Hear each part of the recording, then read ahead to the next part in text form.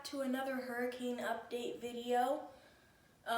We're still tracking Tropical Storm Cristobal, and it has begun its northward turn, and it is heading southeast at the moment.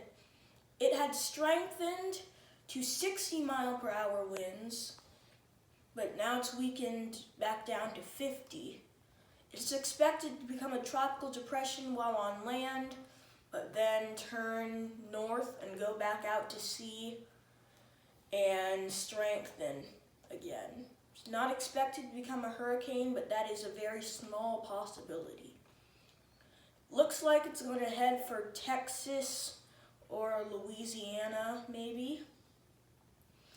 And if you want to see the landfall probabilities, they're right here. And you can pause the video if you want to see them longer. But that's basically everything. But one more thing, actually.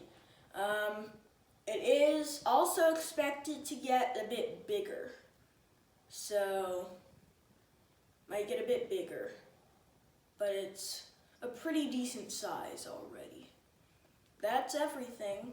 I hope you guys enjoyed listening, and I'll see you again soon in another hurricane update video. Bye.